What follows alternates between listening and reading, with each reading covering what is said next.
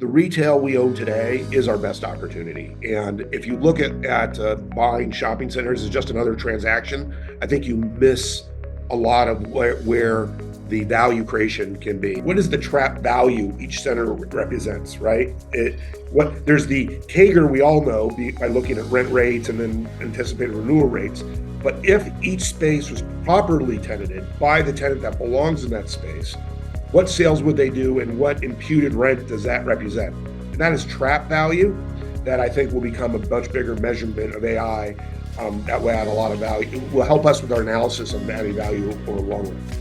REZA Insights provides timely content from the real estate industry's preeminent thought leaders with insightful and thought-provoking strategies, best practices, and intelligence covering the relevant topics of the day to help inform our clients and the broader real estate community. REZA Insights is brought to you by REZA Investment Group and is moderated by Reza Ettadali, CEO and founder of REZA Investment Group. Today's discussion includes a diverse panel of industry experts featuring keynote speaker Sandy Sigal, founder and chief executive officer of NewMark Merrill Companies. We will focus on how landlords can create additional value through optimizing shopping center operations, additional income opportunities, and proactive management and marketing support. The discussion will also touch on leveraging the latest property technology and AI to maximize a shopping center's potential. Our keynote speaker, Sandy Sigal, is a graduate of the University of California at Los Angeles and has been an entrepreneur in the real estate industry for almost 40 years. NewMark Merrill currently owns and/or manages over 90 shopping centers throughout California, Colorado, and Illinois, representing almost 11 million square feet with a collective value in excess of $2 billion. Additional panel participants that will contribute to the discussion include Mark Harrigian, principal and co-founder of Paragon Commercial Group, Alex Nyhan, chief executive officer of First Washington Realty, and Nick Wibbenmeyer, West Region president and CIO of Regency Centers. Hello, everyone. This is Ramez Barsoum with REZA Investment Group, and thank you for joining us for our REZA Insights webinar discussing best practices in shopping center management and leveraging technology to create impactful value. We plan to host these podcasts on a quarterly basis and welcome your feedback on the next topic. If you have any ideas of an interesting topic of discussion for our next podcast, feel free to email me directly with any suggestions that you may have. As many of you know, these recorded podcasts are separate and distinct from our semi-annual Meeting of the Minds virtual roundtable events, which are not recorded. We will host our next Meeting of the Minds roundtable in July, and we'll provide more information on that event as we get closer to the date. For today's live session, we've kept the audience to a limited number of our clients at the senior level, and today's topics of discussion have been created in response to the collective questions and feedback provided by today's panelists and the broad client audience. Today's webinar is being recorded and will be made available to a broader group at a later date. As a reminder, all participants' lines are muted. We've collected questions from the audience prior to today's event and have integrated those topics into our discussion today. Our team would like to thank each of our guest panelists and speakers for participating in today's event. We greatly appreciate it. And with that, I'll turn it over to our CEO, Reza Ettadali, to begin today's discussion. Thank you again, and we hope that you find today's webinar both informative and beneficial. Reza? Thanks, Ramez, and hello, everyone. Welcome to this latest series of our Zoom sessions.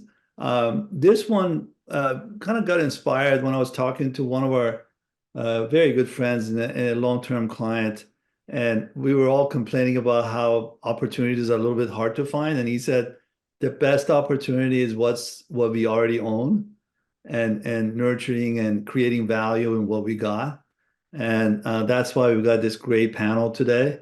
And to start it off, I asked Sandy Sigal to give us initial thoughts on this whole topic of creating value by owning and managing shopping centers. Sandy has been on the forefront of all the latest technologies in managing and owning shopping centers. I always admire him. He comes from the technology background. His actually undergrad was in technology and computer science, right, Sandy?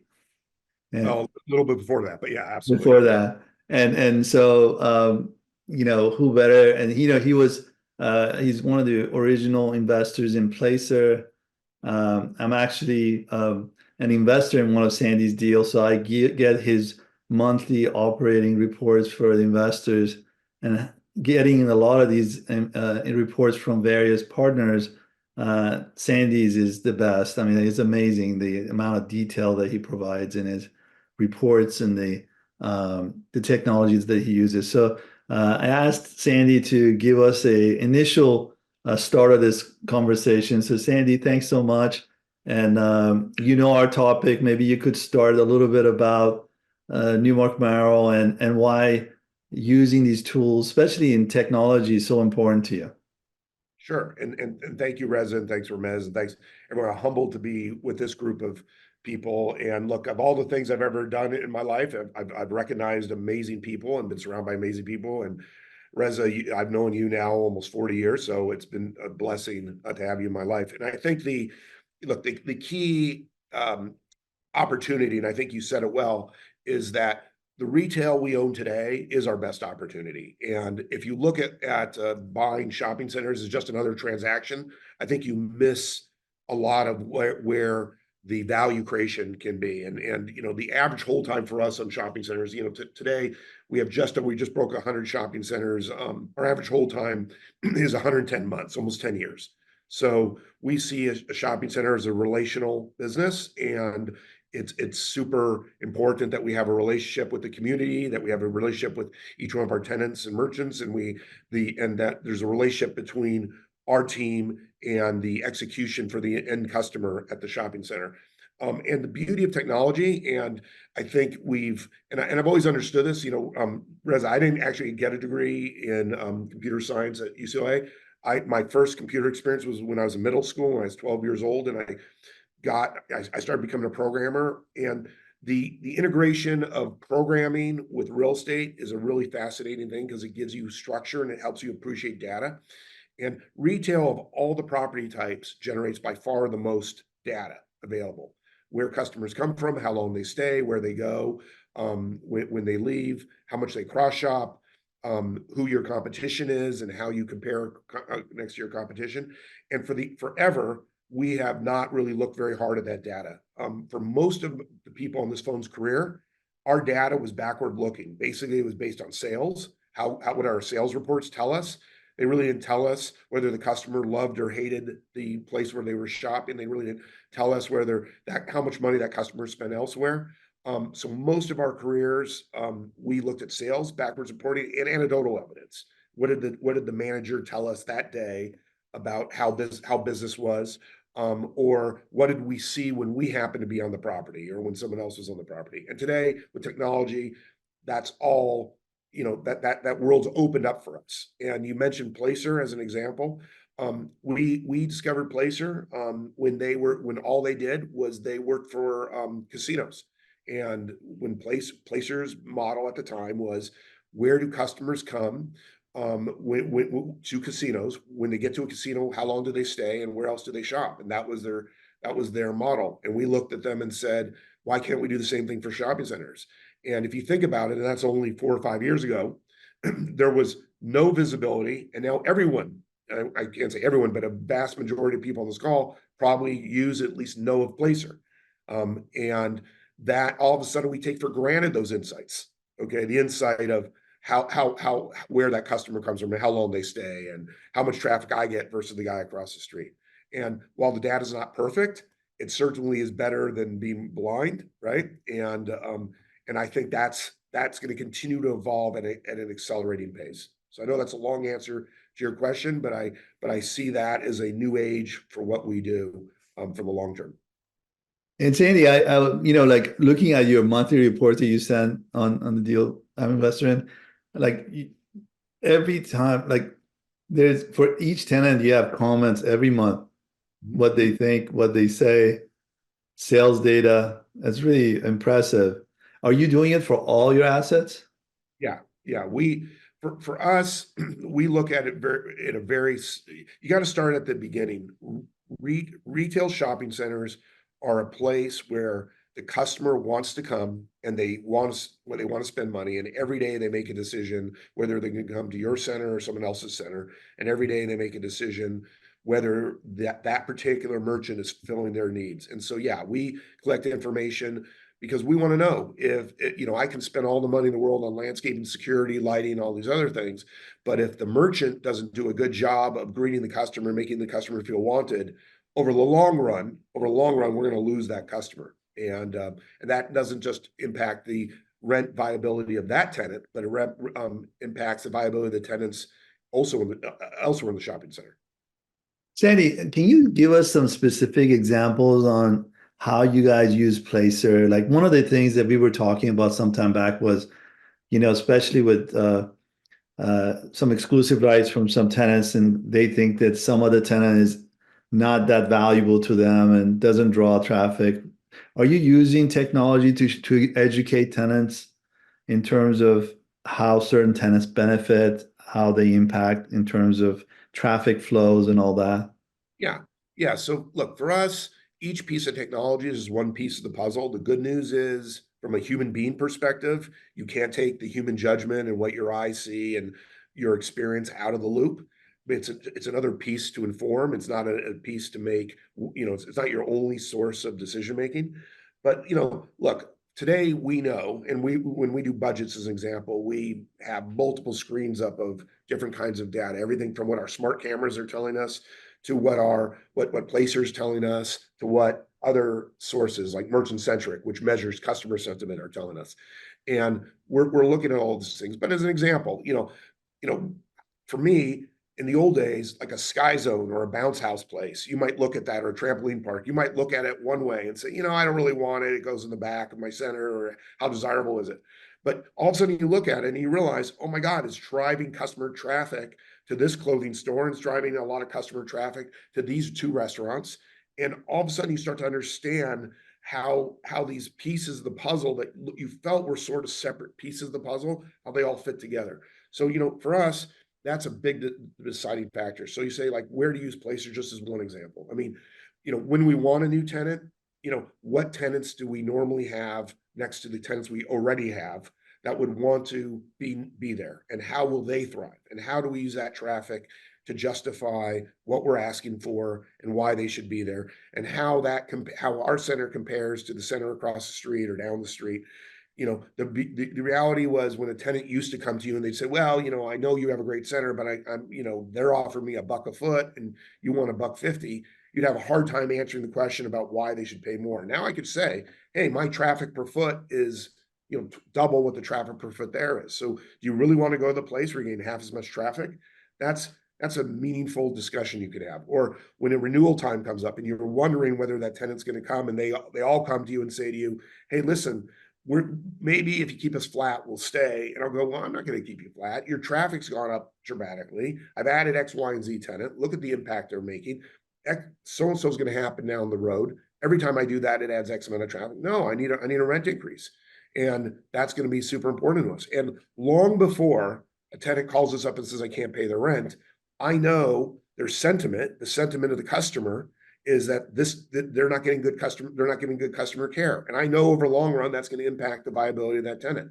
So that gives me a lot longer runway to replace that tenant, or to be ready to do something with that space when it becomes available. And where do you get that sentiment, Sandy? Where do you get it? Yeah. So today, for better or worse, people post their thoughts pretty much everywhere, right? There's no shortage of people sharing how they feel about things. And so that covers everything from Facebook to Instagram, Twitter, Yelp, Google, all these different platforms. And we use aggregation platforms that read all those different sites. And there's about 23 of them that collect information. And it then rates that customer and that tenant and that merchant, and says, here's what I'm hearing. It's not just one customer giving you a crap rating. It's a bunch of them.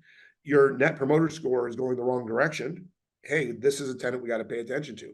So today the customer's telling you what they think. You just have to be willing to listen to them. So, everybody's talking about AI. Is this where you think AI could be helpful in pulling all that data and summarizing it for you, or? Oh yeah. Yeah, I mean, the reality with AI is the world's best aggregation platform, okay? And the key is making sure the data is in a place where you can access it and AI can read it. So we've gone from a very light data format as owners, where our major data was who paid rent, and our major data was what are sales reporting, to all these things that we're getting reported on. Like I said, sentiment and traffic and trends and all this other stuff. And over the long run, what AI is being taught to do is look for correlations that we might be not, it might not be obvious to us. Okay. And where throughout a portfolio of 100 properties, you might find that these three centers are outperforming because of this characteristic. Okay. And that characteristic might not be obvious to us, but now because of the data, it does become obvious to you. And, truthfully, the way we buy centers over the last 2 or 3 years has changed, because the old way I'd look, it seems busy, I'd get some sales reports, it looks like they're doing pretty well, and I'd buy them. Today, I go by, I look at a center, my eyes inform me in one regard. I then look at, well, has traffic been growing over time? How are those tenants doing compared to, their stores in other centers, nationwide, regionally wise? Is this a top ranking store by traffic? What do people say about the center? Do they love it? Is there a heart connection, a heart space connection to the center? It totally informs you in a different way. And I can tell you, there's centers that we own today that we would have never owned if we didn't have these data platforms. And I think the vision of AI is one day, um, all these smart guys on the phone, probably even before me, will be driving down the street, and you're going to see four corners, and the AI is going to say this one corner of the four is the only corner you want to own, and that is because of a series of trends that it's identified that we wouldn't know about. And I think that's kind of where the future is going. Any other before we move from the technology topic with you, any other thing you want to address on technology? Well, look, I think I'll stick on the AI theme. If you have not touched AI, if you've not done ChatGPT or one of the other, I mean, there's many of them, but if you have not used the features that are plugged in and available today, and just gotten your hands dirty and seen what's possible, you're going to miss the wave, because the wave's coming fast. I mean, when the microcomputer world started, there was, 5-10 year adoption rate before everyone had a computer. When spreadsheets came along, I don't know if people remember a life before spreadsheets, but I do. When spreadsheets came along, and there was VisiCalc, and then there was Lotus, and then there's Quattro Pro, and then got to Excel, there was, a few year adoption process. And you can only imagine today, if you don't know how to use Excel, how that would change how we approach things. When the internet came along, there was an adoption process. AI is coming much faster. The adoption, ChatGPT, as far as people signing up and using it, has exceeded in 1 year the levels of all these previous innovations, by far. So, I just encourage everyone to use it, try it, encourage their employees to use it and try it, because what we would talk about today on the phone of what AI will likely do, we can guess, but we'll probably be wrong. Over the long run, it will just come out of bunch of iteration, it's going to be a game changer for our business. Yeah, it's amazing. I recently started the AI on WhatsApp, Mhm. and now I'm literally almost hourly using it. It's fascinating how helpful that is. Yeah, or use Copilot. I mean, for Yeah, people use it, Microsoft projects, use Copilot. You get you to read your email and summarize it. I mean, think about it. amazing. So Sandy, some talk about, like, how we all went through the pandemic. Retail came out shining. It's amazing how the sentiments have changed for retail. I remember some of our media and mind calls in 2019, they were pretty depressing, and people were exiting retail. And now retail is becoming one of their favorite asset classes. Uh, can you talk a little bit about what has changed for you with regards to owning and managing and even buying retail assets since pandemic? What perspectives have shifted? What stayed the same? Yeah, I will tell you that, I think it had a lot of confirmation. I think prior to the pandemic, those of us that were in retail were hoping our theory was right, right? Hoping that people would still want to shop even though they had an online option. Our theory was that that people are hunter gatherers, right? And people like to go and do things that, that the internet applies to your headspace, faster, cheaper, more convenient, and that retail gave you an opportunity to connect and involve your heart space. And we went into that, and people had really written us off. We went into COVID, which should have been the killer, right? I mean, we're already on our way out. The government tells you if you leave the house, you could easily die, right? They make it super hard for you to shop and go anywhere, and they restrict a lot of our tenants. And that should have been, if everybody who was telling us the end was near, that should have been the moment where online marketing and online delivery and all these other things should have, taken a huge amount of market share. And the truth is, it didn't. People fought like hell to get to shopping centers and have a shopping experience, because what they discovered was that was the only way that they could stay connected to the world. And connection turns out to be a very, very basic human trait, one of the hardwired traits we have. Okay, so what did that do, and why? How do we read that? Our relationship with community became even more important. Okay, and the idea that being connected to neighborhoods and saying we're all in this together, and this is the service we're going to offer for you, and we could give them a very visible sense of why we're a safe place to go and why we want their business, and how you're supporting the local merchant and the importance of the local merchant, helping them be highlighted as people. These are community members you're supporting by shopping there. Was hugely reinforcing this notion that there was loyalty built into communities. So that was very important. Number two, the communication with your merchants, right? The beauty of COVID in our world was, we had at that time about 2,000 tenants. We lost 3%. 97% of our tenants survived COVID. And we worked very hard together to make sure we kept them. And the vast majority of those tenants were very, very honest about what they needed and how we could support them. And we adopted we said we would be transparent. We will tell you what we can do. We can tell you what we can't do, but we're going to do everything we can. It was a no tenant left behind motto. And that relationship with the tenant that we had before was helpful, because that wasn't the first time they were hearing from us was post-COVID. And the relationship we have now is even better.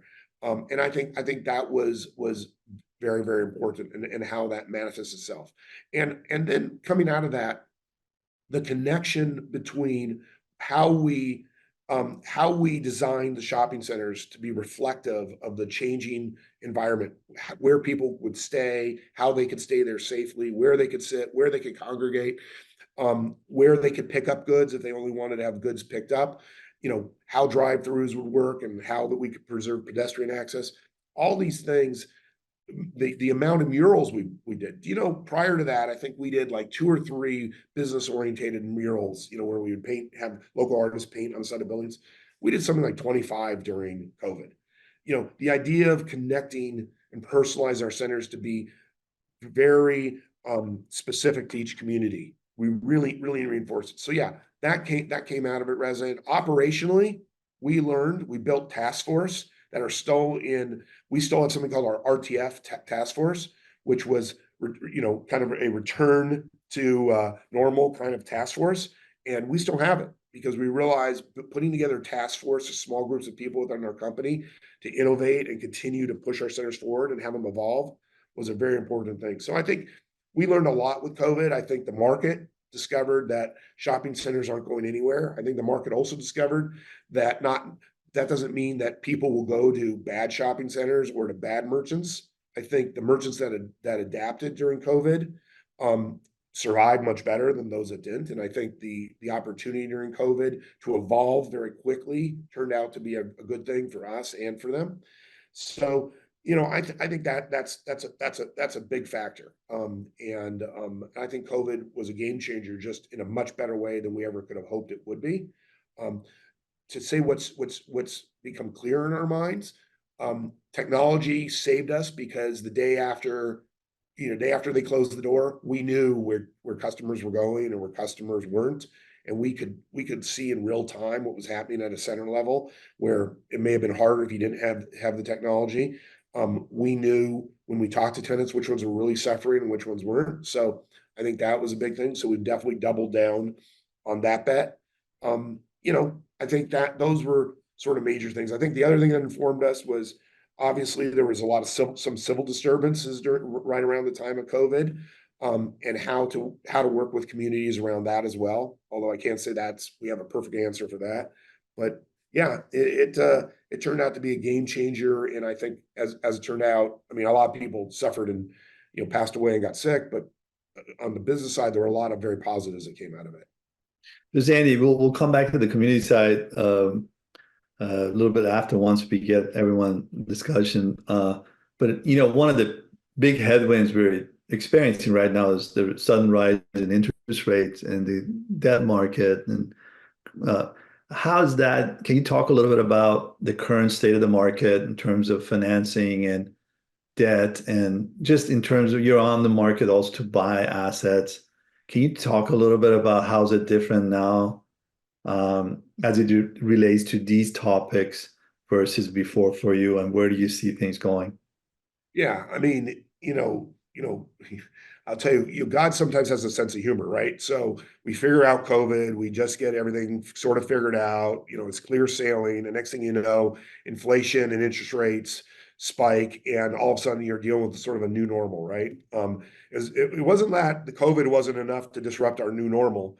Now you have interest rates and you have inflation, and you also have labor shortages. I mean, you have a whole series of challenges that are all part of our supply chain, and we also have supply chain problems, right? So you look at it and you say, there's a lot changing here, and I think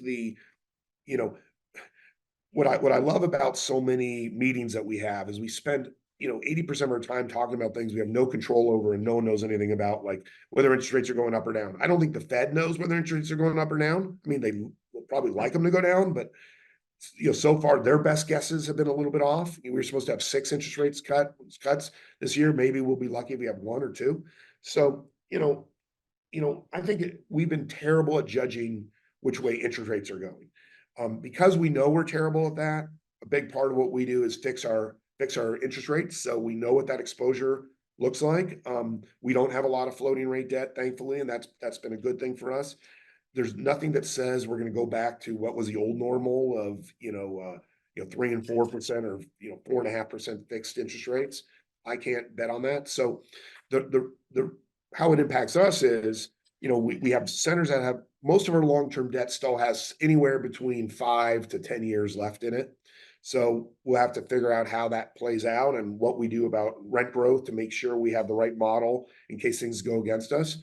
On new centers, it's not a bad thing because hopefully prices adjust to reflect the today interest rate environment, not the yesterday interest rate environment. And this is causing this disconnect between what sellers want, because sellers have this mindset. And believe me, sometimes I'm a seller. Sellers have this mindset that, well, if interest rates just tick down a little, I'm going to recapture that value. And I think we got caught up on this notion that it was going to be next quarter or next quarter or next quarter. And now it doesn't seem like that quarter may ever come. Who knows, right? So there'll have to be some adjustment in value. And look, I have no problem buying. I made plenty of money when interest rates were 7%. I made plenty of money when interest rates were 8%. But you had to match your long-term asset with your long-term maturity and put those two things together. So yeah, it's tough. Frankly, most of our debt's insurance company debt. So those are relationship, lenders. I'm glad we had those relationships. I'm glad we didn't trade them out for an extra, quarter, 25 bips here or 25 bips there. I'm glad we have that relationship. But even them, they're very cautious. And every deal requires a lot more underwriting and a lot more data. The good news is we have it, but yeah, and look, we've been very active. Last several quarters, we bought more than we have probably forever, and that's just because we're taking advantage of some of that market dislocation and probably having some data that's a little better or a little different prognosis of where center's going than maybe the people who sell. And Sandy, on those that you're buying, what would you say you're buying them at in terms of cap rates compared to before pandemic? And like how much of a difference, if any? Yeah, oh, no, no. I think there's been in what we're buying anywhere between 50 to 75 bips of trade difference. But even more important is some of the underwriting, which now is realistic about what your vacancy should look like and realistic about what your operating costs should be. So I think it's a combination of cap rates widening and underwriting being more practical relative to what you're looking at.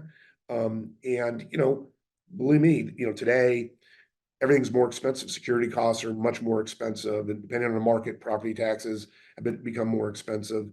Labor for us is much more expensive.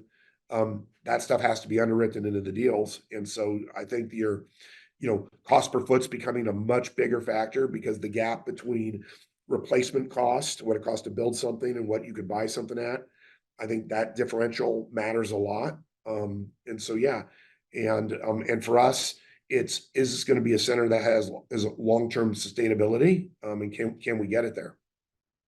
Sandy, as far as, when you talk to most people, and we'll open it up, seems like everyone's talking about probably this has been one of the best retail environment in terms of occupancy and tenant demand. Where do you see rental growth be since the market's so tight for space? Do you see any material increase in rents? Yeah, no. Rents have done well. And I think all of us in this call will confirm that there's been almost no new growth in supply. And the fact is that people know what the good centers are. There's only so many places they want to go, and there's not enough spots for them, and they have to pay for it. And so I think we've done very, very well on rental growth, certainly even over budget we've set, and very good on renewal growth over what we would normally expect. I think that like all things we do in real estate, sometimes we look at backwards looking projections. And I think the underlying risk to that assumption is I think we could justify increases and people want to pay increases, but when their labor costs, when you're in California and the minimum wage goes up to $20 an hour, and it's way to $25 an hour, there's a function of how much you can pay. Whether it's fair or not is one thing, whether they can pay it or not and survive is something different. And so we're very conscientious of who are those tenants that we can pay what we get them contracted to pay. Because yeah, rent growth is really fantastic. And I think it's going to continue for good centers. I just wonder where the upper limit for each category is for that number over time. Great. Thanks, Sandy. Why don't we now go to our panelists and open it up? Alex, Mark, and Nick, do you have any questions? Sandy's been talking. I'm going to come to you guys with my questions for you guys also, but any questions for Sandy before I jump in? And we want to make it as interactive as possible. Oh, Alex, you're on mute. I have a question for Sandy and Reza. Thanks for doing this. Sandy, I always enjoy so much hearing about your level of focus on the connection to the community. And I think that's one of the real value adds that I've seen, in your company. How do you think about the role of special events and the analytics that I'm sure you collect around those special events? How do you figure out which are the ones that move the needle? Where do you invest versus say, hey, you know what? Like this seems cool, but it's not really making a difference. Yeah, Alex, it's a great question, and I appreciate it. I think we used to have a mentality that we knew we were wasting half our marketing dollars. We just didn't know which half, right? We just, you know what I mean? Yeah, but we knew we were throwing up parking lots, and we sort of felt like that had to have an impact. But today, we measure it against do we capture more loyal shoppers? Does the shopper who showed up at this event become a loyal shopper over time? And did we just capture it? So what's the, lifetime value of that customer from that event? And, in the old days, we'd say, how much did it impact the day of sales? Well, my old test used to be, hey, if I spend 10,000 on an event, did I draw more people than I would if I threw $10,000 off the roof, right? And so, today it's, yes, we got good people coming today, but what did we do to bring them back? And what do we know about the growth in the trade area and the growth in frequency from our customers after that event? And I'll tell you, Alex, it's tough. The data in the old days was not great, and even the data today isn't perfect, right? Because for privacy reasons, you can't say here are the names of the 1,000 people who attended and what was their behavior overall. So you sort of have to infer. But Yeah. you know, we set up with Placer, and Placer I know is coming out with something that's going to do past marketing analysis, and we do kind of we look at it in kind of a 3-month slug. What happened after we ran an event? How did that event? What's our traffic growth compared to our competitors' traffic growth, and how long did that persist? But it's still very much a work in progress. Thank you.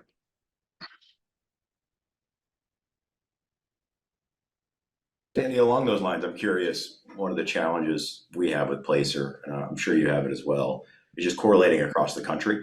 Oh. And so as you guys dig into the rabbit hole, so to speak, and it takes you down a different path, how have you guys been correlating that given the nationality of some of the assets? Yeah, and it's 100% right. And I'll tell you, look, when you garbage in, garbage out, right? So the reality is I think Placer does as good a job as anyone of trying to collect data and trying to draw insights from data. But the problem is when you take small amounts of data and you try to broaden it into some sort of thesis, it's the filter can be very difficult to work on. So I think that the key that we've done is if we look at our Placer data and we say, man, this does not correlate at all with what our sales are telling us, or what in our case we have smart cameras, what our cameras are telling us. We're giving that feedback back to Placer and any of our data providers to say, I don't know, man, I think there's some bias here that's working in, and I honestly think this is going to be something that's just going to get worse and worse and worse, because as you throw AI on things, it takes data that may only be so good and then tries to correlate to other data that might only be so good, and then draws a big conclusion based on the sum of a bunch of data that was only so good, right? So I think the more data you can acquire over time and the more feedback we give to our data providers, the better it's going to be. And look, as a programmer, and I did this for a long time, the amount of stuff that can look very accurate because it's printed out nicely and has graphs and charts and everything else. We got to as Andy Grove once said, only the paranoid survive. I look at those numbers and from the standpoint of like, I think these are wrong, right? So how do you get to the point where you think they're right? And I just think it's over time, there's got to be some evolution. And then thank God it won't put us out of business, because everyone on this call is smart. You look at it, you go, yeah, I think it's off. And look, that's what we've done. Every year we go back to places like Placer and we say, this is what's spot on and this is what's missing. And they take it internally and they do their best to refine it. And I hope that makes sense. No, it does. I agree. I mean, I think it's going to be interesting to see the difference between correlation and causation. And so I think AI is going to be really good at correlating information, but the causation analysis, I do think, is going to be the next evolution of that, to be confident. No, these are really impacting each other versus just correlated. I think you're absolutely right.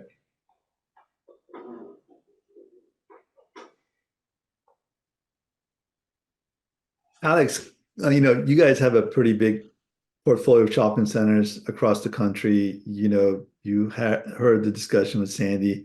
Can you talk a little bit about some of your insights on technology, and how you're managing and owning post-COVID? Sure.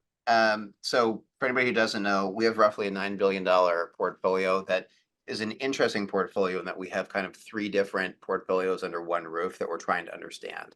And one we have with our great friend Nick, where we have a large joint venture with Regency centers. Then we have our centers that we had owned forever, including, I remember I was talking to our chairman, Bill Wolf, the other day. He still is very passionate about, he bought this one shopping center in Washington, D.C. in 1995. To Sandy's point, it's like, it's such an emotional relationship, right? And then we bought Donahue Schreiber a few years ago, about 50 centers in the West. So our challenge is, how do we organize this data and get it in one place, still remember to do our day job of actually leasing space, doing redevelopment and so forth, and then draw some type of insights, as imperfect as the data may be. I think what we found is we're trying to add a practical filter to any of the tech tools that we use, where we just ask, look, what kind of decision can this help us make? There's basically portfolio decisions, leasing, marketing, property management. I don't think we're as far along as Sandy is in terms of using predictive analytics or this technology to support the investment process quite yet. But we're also trying to build out our internal capability on that front. I think what we found is, for us, we're playing catch up, I think, in general as an industry on investing in technology. We don't have a huge amount of R&D spend in this industry, probably because of this, structures with promotes and incentives and so forth. What we're finding internally is, when we can take the placer data at property and regional levels and interweave it with our existing sort of proprietary data we can make some reasonable inferences. And those reasonable inferences can help us make leasing and merchandising decisions.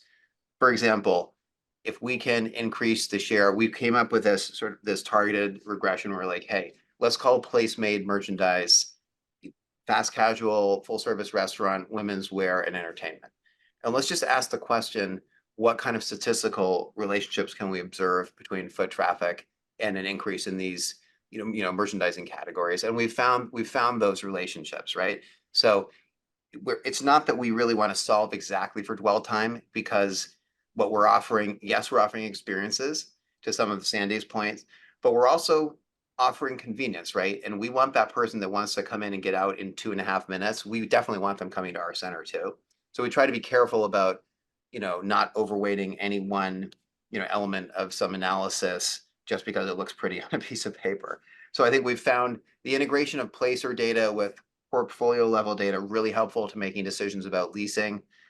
And we've also found there's the tools I'm sure we all use with property management to do like virtual tours, automating all the site plans, HVAC management, all these kind of things that used to just be parts of the business that you had to spend staff time and money on. Because we now have a tool that can help us do it, happily we're able to reinvest, if you will, that staff brain share in more accretive activities. So I think what we're finding is we're playing catch up, and when we are able to discipline the technology, not just get too excited because it's a new shiny object, but instead, really be disciplined about tying it to our sort of old school portfolio data, that's where we seem to make a difference. On the post-COVID management question, I think what we learned is just what are the limits of our understanding. And we've always been a shop that has a healthy dose of intellectual humility. And what I mean by that is, I remember when I was interviewing our ex-CFO, like may he rest in peace, for this job probably 12 years ago, I was like, Jim, but what if interest rates go up? Aren't interest rates going to go up, man? Like, what do you think about that? What's your crystal ball? And he's like, we're good.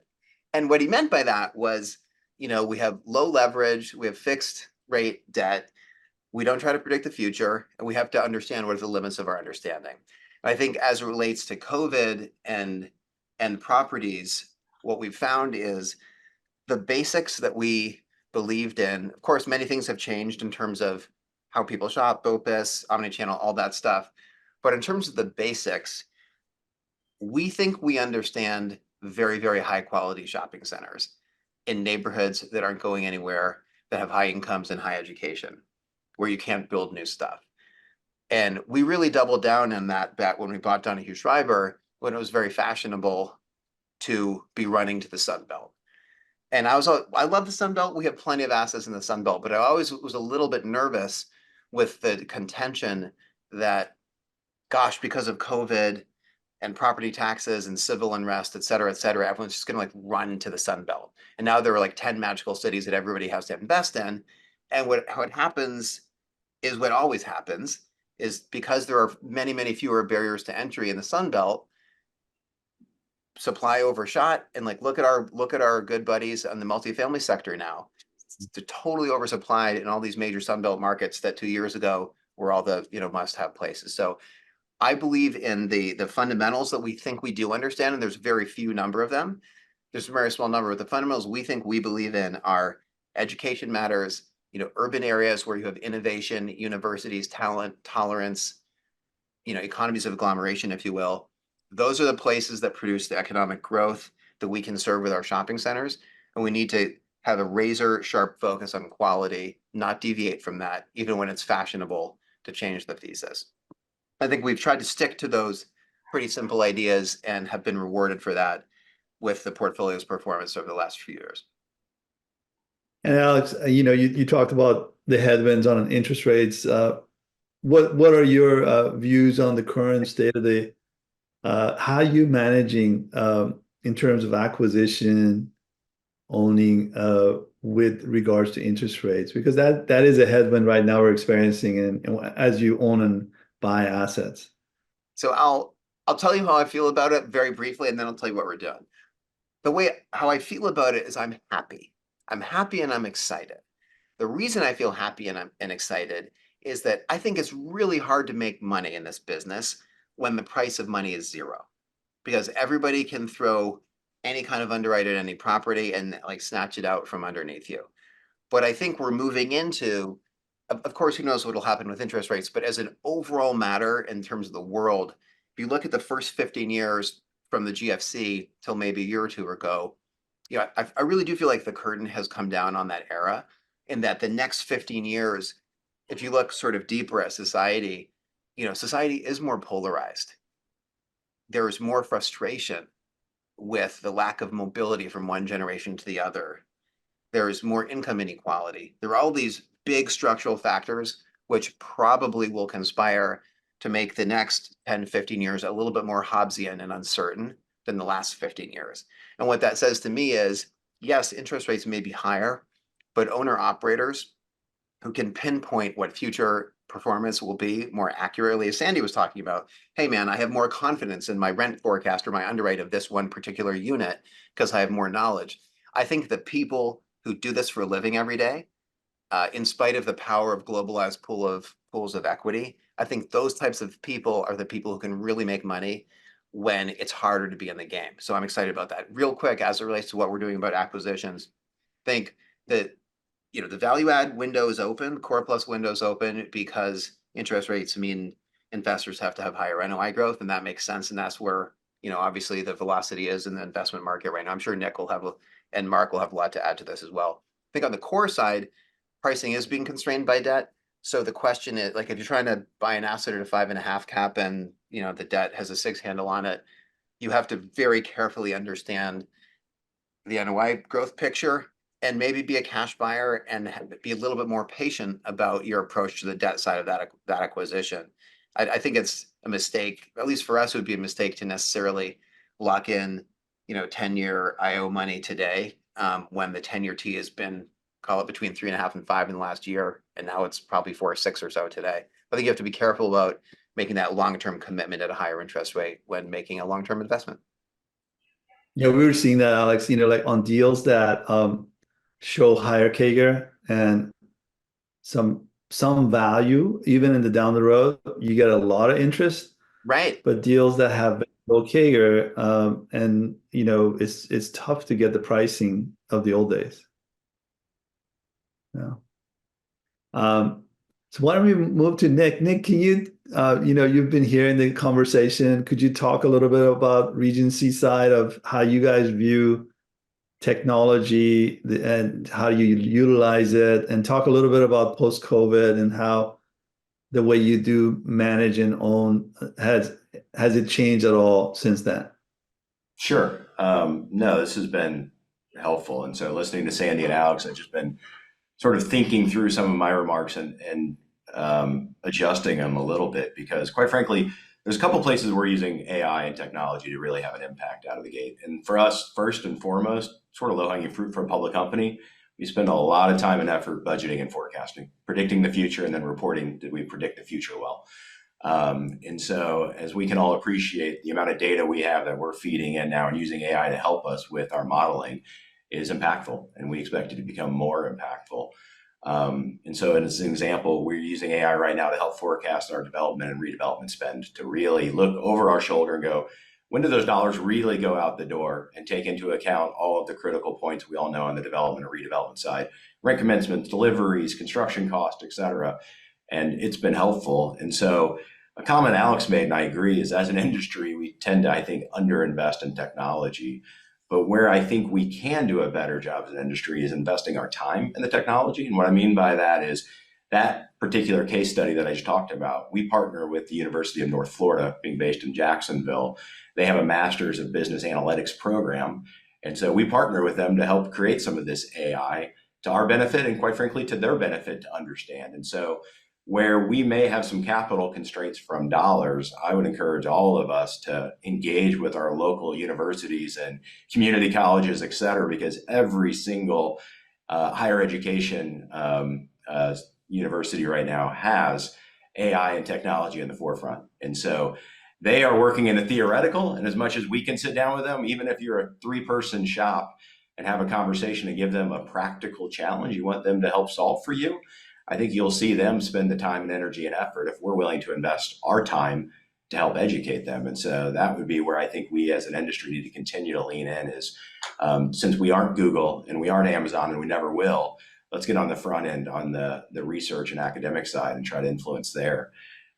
Which moves to sort of Sandy's topic as related to Placer. Similarly, we partner with early emerging technology companies like Placer very early on to, I think, get a sort of discounted rate, hopefully, for a period of time. And in return, we invest time and energy and effort to help educate them and help them with their models, because that's what they need.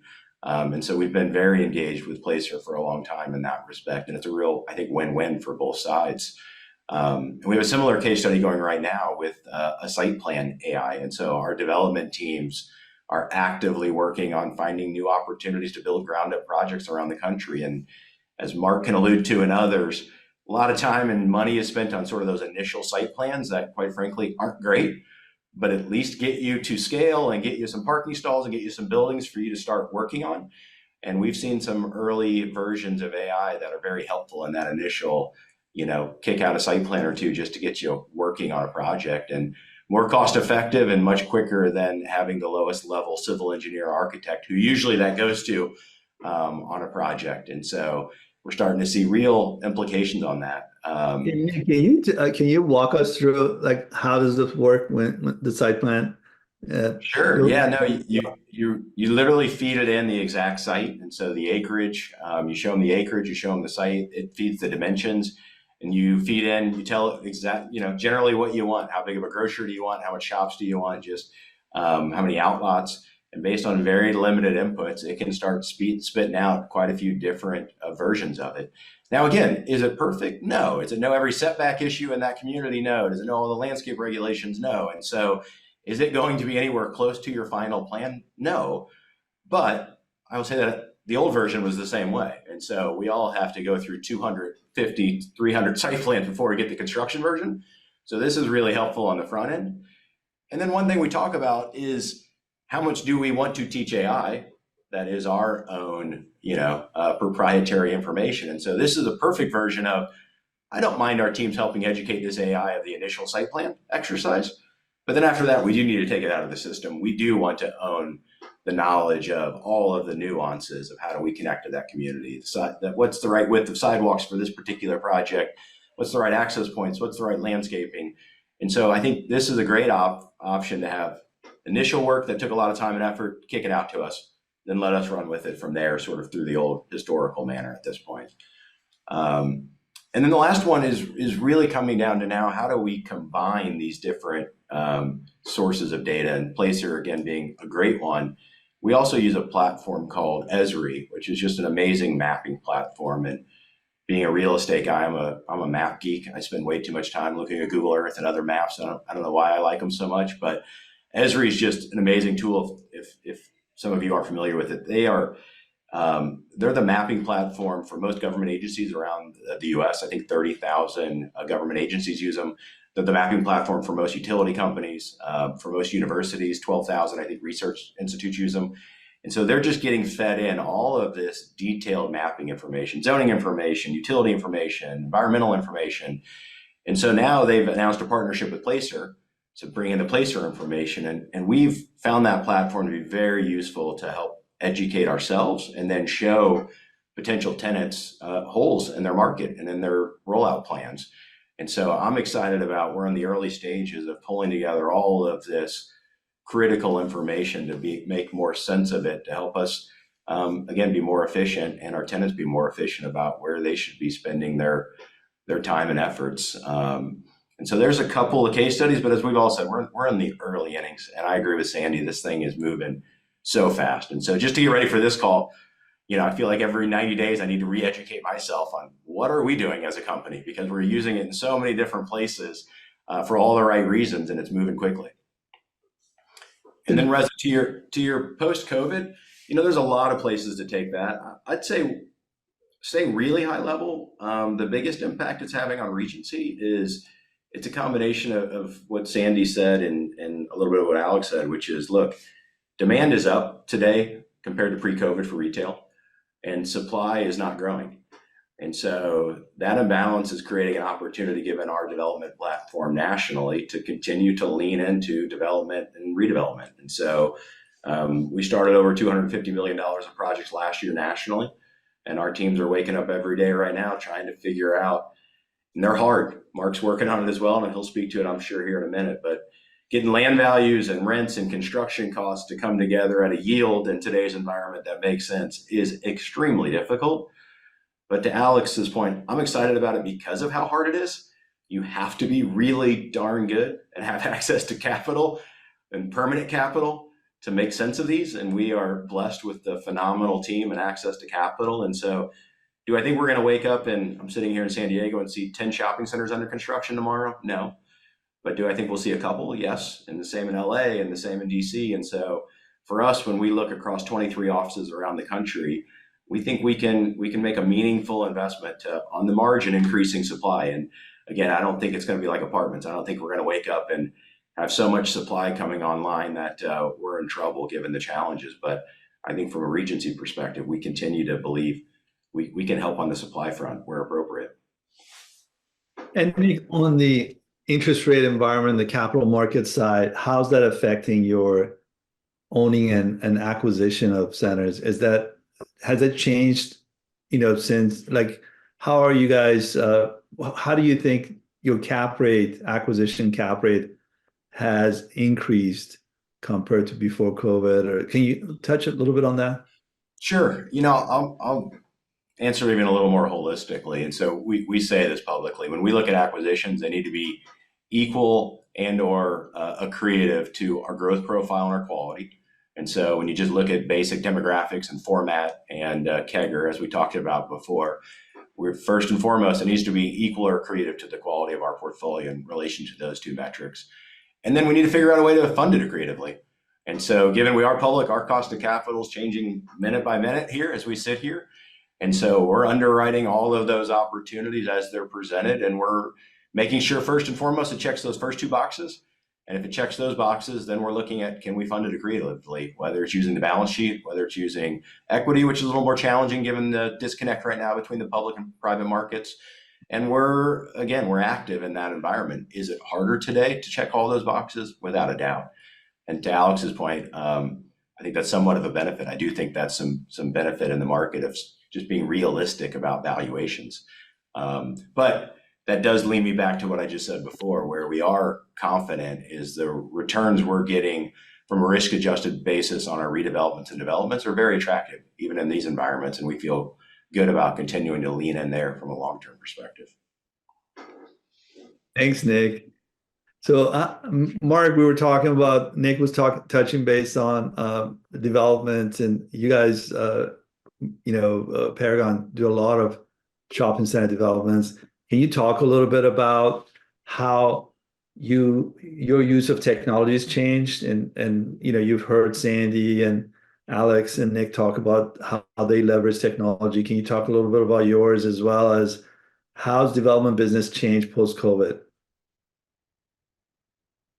Yeah, well, I will say, I mean, we're heavy value add folks, and clearly technology is extremely relevant to our business. I would say that, you know, we use the technology, it's been touched on the call today, but, you know, because we spend so much time with the tenants, you know, our data is generated a lot from tenant conversations and spending time with tenants who are using their own technology. So when we are constantly talking to tenants to figure out, you know, what's driving their sales, so we look at how do we add value to our existing portfolio, or how do we, when we're looking at an acquisition, how are we adding value? And I look at value as income, you know, NOI, right? It's NOI at the center. So what are my rents going to be? What are my costs going to be? And then what other intrinsic things can I add value-wise that me, if I was ever to buy it, refinance it, whatever, a lender or a buyer looks at it and says, oh, this is really unique. You know, have we taken a lease term from 5 years and cast a whole new lease with a tenant? Have we given tenant new TI to invest in their space to increase their rent? Have I created new parcels to parcelize the property? Have I created new entitlements? All the areas that we're working in are, you know, protected from an entitlement standpoint. So once you have the entitlements, that's the value creation, the point that Alex touched on, that, you know, we're working in markets where they're tougher to build. But again, you know, our goal is, I come from a legal background, right? So I'm looking at what things in a lease can I improve upon to give myself more flexibility to get better recoveries, redevelop that center, not have certain exclusives, not have prohibited uses, not deal with over parking, so I can add more pads to my center. So the technology is relevant, but it's a portion of all the data that we're collecting through our continual involvement with our tenants, with the community. You know, we're very hands-on because we're a smaller shop. And so we're constantly with our tenants, with the community, and with the city manager and the politicians, and figuring out, like, how do we work together, harvest more value in these centers. And then when I look at, you know, we touched on costs, insurance clearly has gone up dramatically. I know we touched on security, but, you know, insurance. And if we just look at, for example, how we package our projects to a lender, my rate could be 50% higher if the lender doesn't truly understand what improvements I plan to make to that older shopping center. So the value of their asset from just a security standpoint is enhanced, and my rates go down. They may look at it, hey, this center was built in 1975. They don't know that I've done all these structural upgrades. I got new roofs, and then you can go on and on. So it's important of how we package these, right? Also, what insurance is required of our centers? Is it proper? Is a tenant maintaining it versus us? Why do I have certain coverage when I don't need it? So it's very granular, right? And again, coming from again, the technology to me is a portion of all the data that we're looking at. And Mark, as far as where do you see the world post-COVID in terms of development, in terms of tenant demand, what are you seeing that is different? You know, do you see any potential rental growth? Because, you know, obviously the occupancy levels are very strong right now with limited space. Right. So, I mean, you know, a lot of the folks, and Nick was just alluding to it, but, you know, occupancy rates are terrific, which is great. You know, now we're facing the dilemma of do construction costs support new development based upon the rents the tenants are going to pay. So it's going to be becoming an arm wrestle for us to work with these tenants to say, if you want to grow your portfolio tenant, you need to, you know, I know you're used to paying X dollars per square foot rent, but new development requires higher rents. It also requires longer term leases. Now you look at these tenants that want to do 10-year leases. Well, it's tougher to get a nice long-term construction and permanent loan with that kind of shorter term leases. So it's going to be an interesting conversation. I think we got, you know, ICSC coming up in a couple of weeks. We're all working on some development deals. We all know that, you know, that's the next wave of growth for these tenants. And it's going to be some hard conversations of, you know, you got to pay up, and where debt costs are today compared to where we need to build. we try to build these things for a couple hundred basis points over the debt costs. And so where you used to be able to build something in the sixes, now you're, up in the eights, big jump. And construction costs are not coming down. Labor costs are coming down a little bit because, there's less construction and less competition from the industrial markets and the multifamily markets, but there's still inflation in materials and, overhead and labor costs for these contractors. Again, it's going to happen. Development is happening, clearly repositioning will still continue to happen. And we spend a lot of time looking at centers and trying to move tenants out that are underperforming, buy out tenants. You got to really know the demographic of your community. You may have a old national grocer in there, but it may be better suited for a Hispanic grocer. You look at some of these Hispanic grocers, what they've done recently with the Northgate's Mercado concept. We just opened with Vallarta and Carson, and absolutely terrific sales. And the lending community is buying into this now. It's something they see these volume of these grocers. It's like that's the way. So we're focused on the grocery anchor business. Pandemic gave a huge boost in the arm of the grocers and the side shops and the fast casual restaurants and the gyms and things. But a lot of these leases need to be restructured to eliminate some of the restrictions relative to the amount of food you can have in the center, the parking requirements, the limitations on fitness, healthcare, things like that are now integral to all these shopping centers. Thanks, Mark. One question that actually John Wallisham from UBS sent me was, and this is a question for the whole group, are you guys using AI technology or analytics to predict which tenants are having any issues, especially with smaller tenants? Are you using that to find out the health of your tenants and, which ones to watch out for? And open to everyone. Well, look, I'll take a shot at that. I think we actually, we use software. Years ago, in 07, 08, we started a platform that aggregated all of our accounting information, our sales information, that walkthrough information that you reflected. And we created a way where we actually put what we'll call a credit rating on each one of our tenants overall. So I will tell you, I don't think we yet use really AI on it, but the key element was to make all the information that would tell us how our tenants were doing individually in one screen, so people could better assess what was going on and then aggregate that into some sort of rating. Has been how we'll do it. But yeah, I think we are going in that direction. I'd like to hit on one thing that Mark just said, which I think is so critical.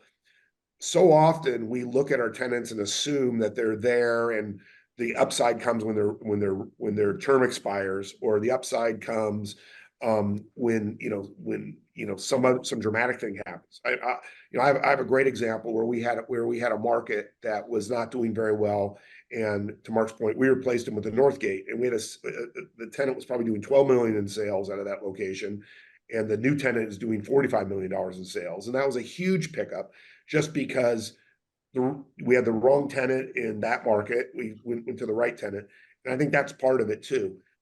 It's not just knowing how your tenants are doing overall and understanding whether they're suffering, but also who is the right fit. Because the analysis that I think AI will help with is what is the trap value each center represents, right? There's the CAGR we all know by looking at rent rates and then anticipated renewal rates. But if each space was properly tenanted by the tenant that belongs in that space, what sales would they do and what imputed rent does that represent? And that is trap value that I think will become a much bigger measurement of AI that will add a lot of value. It will help us with our analysis of adding value over the long run. Yeah, and I would just say, I think, one of the short answer is we are not using AI for that yet, but the long answer is we will be in the not too distant future. And so what we spent a ton of work doing over really the last, I'd call it 9 to 10 years, is my eyes glaze over when I say it out loud, but it's data governance. So you got to start with, okay, everybody sit down and agree. What's the data we're collecting? What's the definitions of that data? Where are we storing it? So we can have clean information and talk about a heavy lift for every organization. And I think we've done a nice job of really moving forward with that.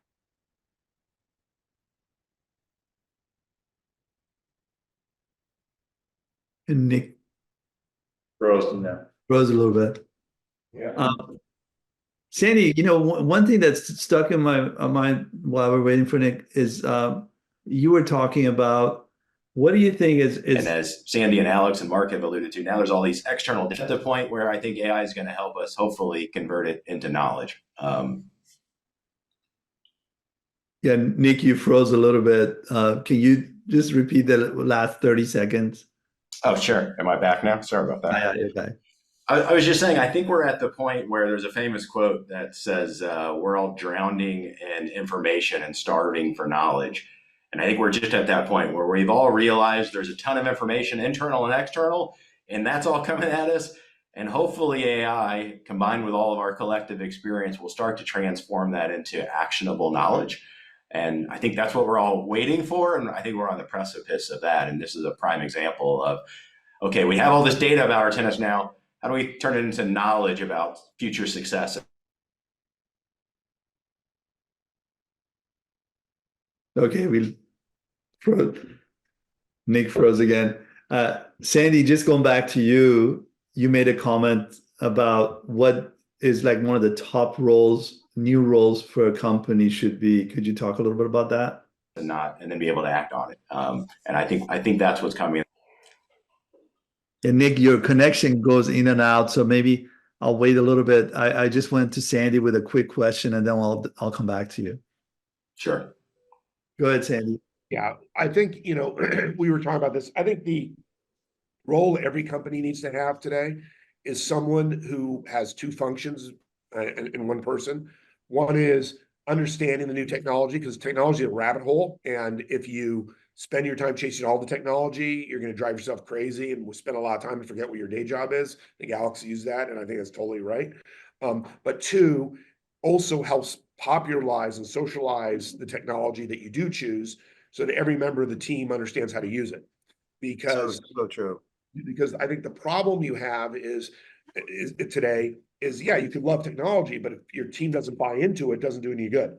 So I think the piece that companies will be adding is someone who's the translator of technology. This is why you, Joe, Bill, Sally, your job will be easier because we're doing technology. Let's try it. Let's implement it. And that's something we spent a lot of time on, which is, yeah, we love Placer, but if you don't know how to use Placer, what's the point, right? Or if you only use one function in Placer, what's the point? I think that's going to be a new required position. So we have roughly about 15 minutes left, and I just want to be respectful of everyone's time. One of the topics we all discussed on our prep call was security, so I want to address that. But I also want to make sure any other thing between you panelists that you want to talk about, please jump in and mention. But we'll dive in on security. But in the meantime, if any of you have other thoughts, let's make sure we address it. So Sandy, can you maybe start us with security and your thoughts? I mean, this is something that we constantly now see on retail centers. I don't remember it as an issue as much a few years ago. And I know you're picking on me because I'm the roughest looking guy, and it looks like a security risk on this call. But look, I think what we would all agree on is two basic facts that exist. People won't shop at your centers if they don't feel safe. That's number one, no matter what you do, if you don't feel safe. And number two, the cost of security and the stories that go around security are hugely in people's mind. That was not in the forefront of people's minds before. Our largest cost, frankly, after property taxes, in a lot of cases, even more than insurance, but close, is security. And how to properly implement it, how what the right mix of security is, how to use technology with security. It is a forefront of everybody's mind, and I think it's challenged. I do think there's again, I don't want to be a broken record, but there's a technology part there that needs to be talked about.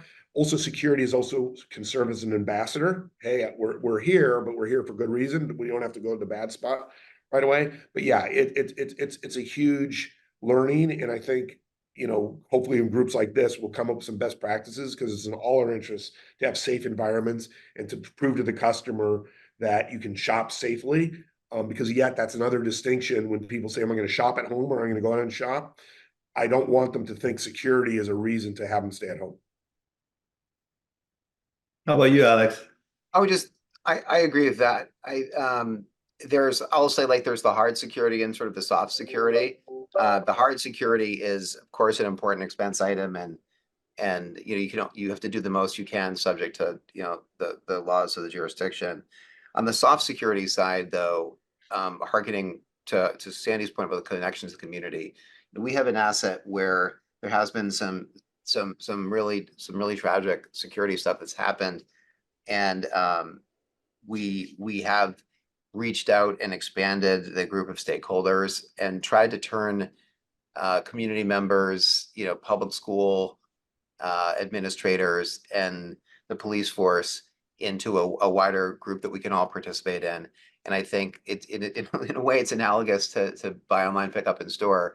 Like the retailers were finding, the delivery costs were so high, they wanted to really encourage shoppers to do some of the work themselves.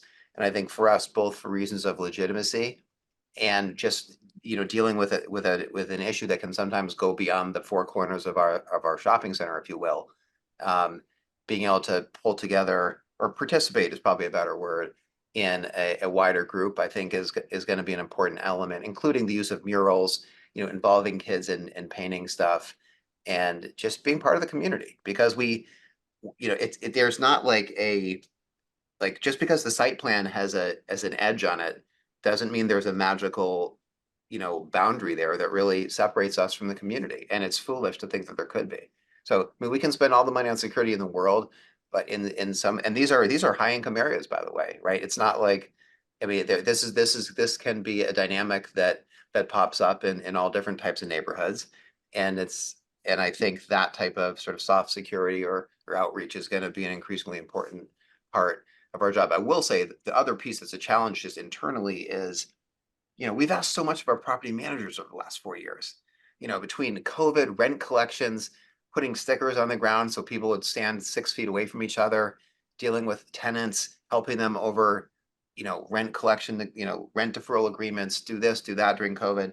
And we're like, hey man, you guys have to do all that. Thank you so much. By the way, can you also help participate with marketing in a mural thing? Can you go to a meeting with the police department? Can you go to the schools? Like, we need to help support our people so they can deal with a wider range of challenges, because it's a shared commitment.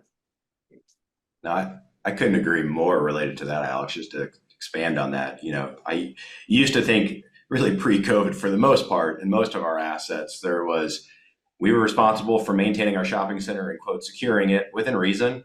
If there was an issue, you'd call the police and they would help. And now it's not that simple.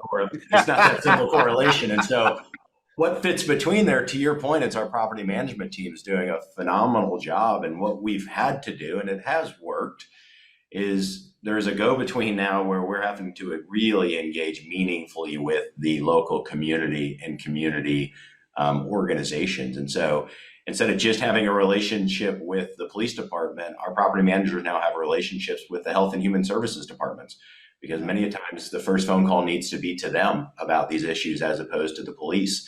And so it's engaging with the health and human services departments within the community, who are then helping us engage with outreach programs within the community that are third party that they're working with. And it's our property managers who are sitting there between that going, how do I help this individual or individuals who are causing constant issues at our centers, find the appropriate resources. And it's only after we go through all of those situations where many times it's helpful to go through those. But if it's not, then the police will engage more meaningfully. But at least they are engaging because they know we've gone through all of these other collective efforts. And so the challenge is now to just, clean up what used to be a pretty simple issue has grown exponentially. And we don't have a silver bullet except for continuing to engage with the communities, as you indicated. And then I would just say go back to the basics as well, and that's securing the assets appropriately. Really thinking about lighting and landscaping and access to roofs and all the things we take for granted, but just need to be constantly reviewed and re-reviewed, et cetera. Thanks, Nick. How about you, Mark?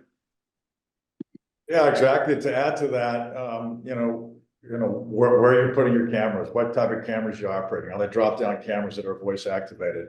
What kind of apps are you using to minimize the security costs from an on-site personnel standpoint? Meeting with, city manager, city council. I mean, they're all driven by budgets, and our centers generate sales tax revenues. The more sales we can generate, the better for them. So if they see an erosion on customer experience and a reduction of sales, it will kind of from top down. In addition to working with the police force, the city managers and the mayor will, kind of get involved in helping you, make your centers safer and address problems. But you got to nip in the bud early, right? It's act fast and act strong to whether it's homeless or, fortunately in the grocery anchor business, we don't have a lot of smash and grabs. But you look at one major issue for retailers, it's shrinkage, right? Retailers close in areas that they don't feel they're safe and they're getting robbed. So, it's key to protect the retailer, work with your retailer, make sure that, their shrinkage is minimized as well. Yeah, and Reza, one thing I'll add, and I think everyone's touched on this, that whole issue is a localized, each center is a local part of the community, and each part's different. It's not one size fits all. Our last center we bought before COVID was in South Chicago, and the seller, I think, just was happy. South Chicago had a name associated with it, and a lot of issues. And it's a combination of what these guys are talking about, working with the community and also making sure that people had felt safe there. And by the way, the upside of that whole deal is by being the safe center in that community, our rents are much higher than the surrounding community, because this is the place people know to go. It's safe. It's well done. And we get our more than our share of the customer at that shopping center. And Sandy, I'd say along those lines, what's interesting is you think of pre-COVID to post-COVID. Pre-COVID, especially, more affluent areas, if they saw security that was very visible and or a camera, a portable camera, that was a big red flag of, man, there must be an issue here I'm not aware of. And it is interesting now, the consumer doesn't view it that way. They expect to see security. They expect to see cameras, even in affluent areas. And so, Mark, to your point, I completely agree. Technology is part of the solution. It is the customer now expecting it as opposed to being afraid of it, which is sort of sad for society, but that's a bit different conversation. Thanks, Nick. Yeah, and Go ahead. Make sure security is visible. In the past, talked about in one of our calls, that was a deterrent for the customer. Now it's a safety feature. So, make sure that the security people are actually getting out of their golf carts or cars or whatever they're spending their time doing. You get them on the ground, walk in the shopping center, being a presence to create that feeling of safety. Thanks, Mark. So we have a little bit less than 10 minutes. Any burning topics or questions you have for each other? I have one or two small questions, but I want to open it up for you guys on the panel. Any feedback, comments, questions? Go ahead, Nick.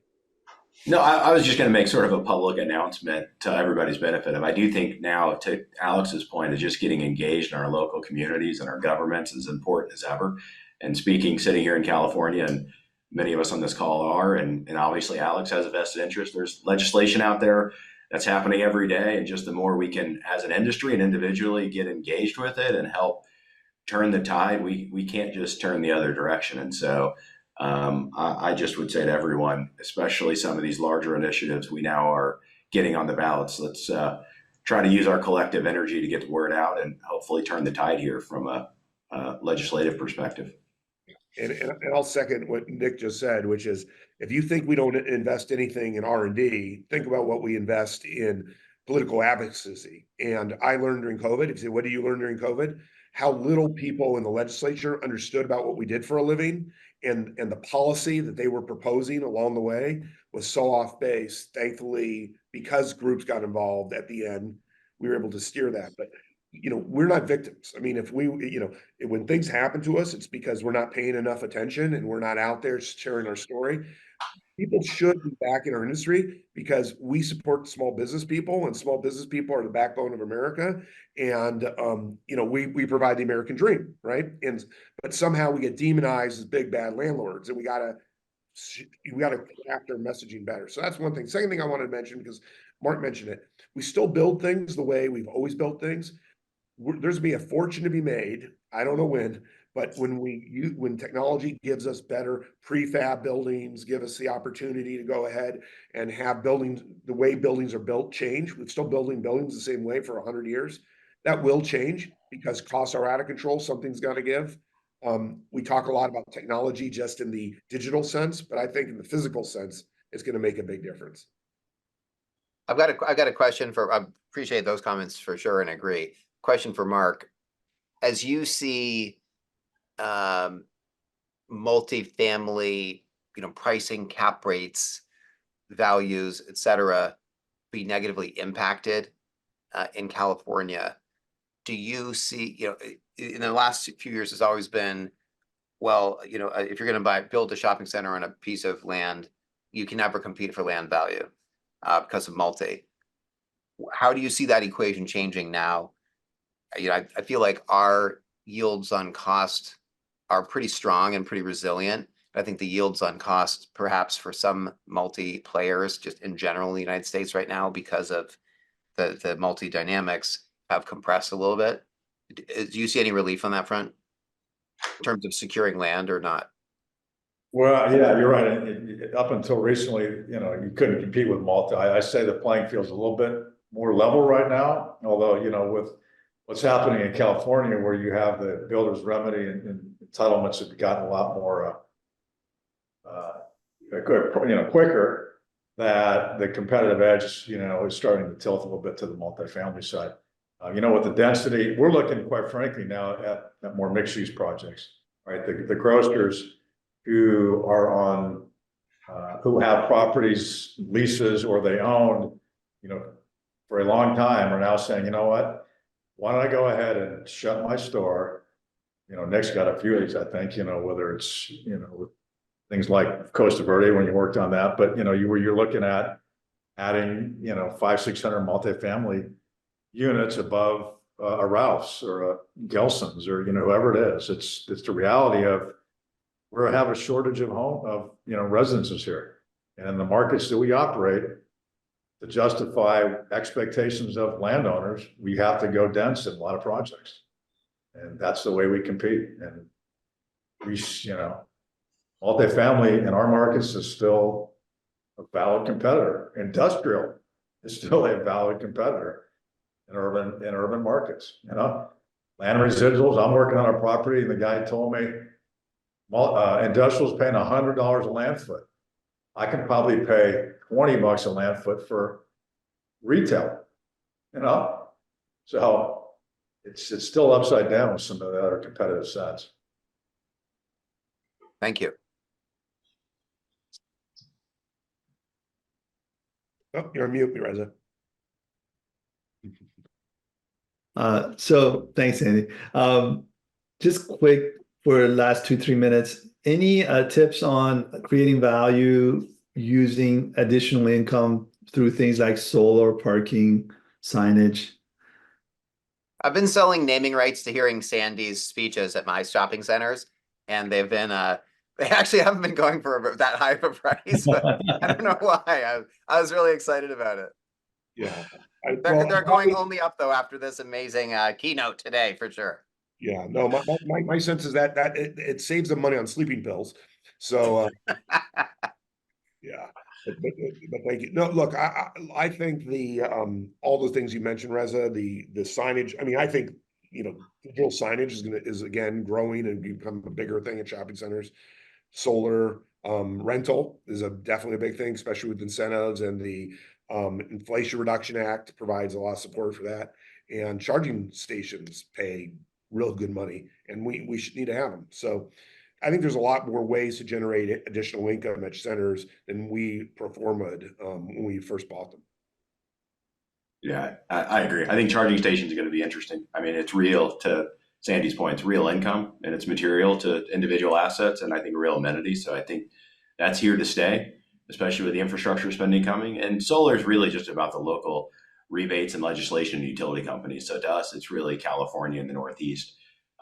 If you don't have the appropriate government incentives, it's hard to make it pencil. Yeah. And by the way, the digital signage that has Alex on it, he pulls better than the Korean boy bands. I mean, it's unbelievable. So if you want to save money on events, Danny, this is supposed to be a safe space, man. okay, I'm sorry, but We're at the hour, guys.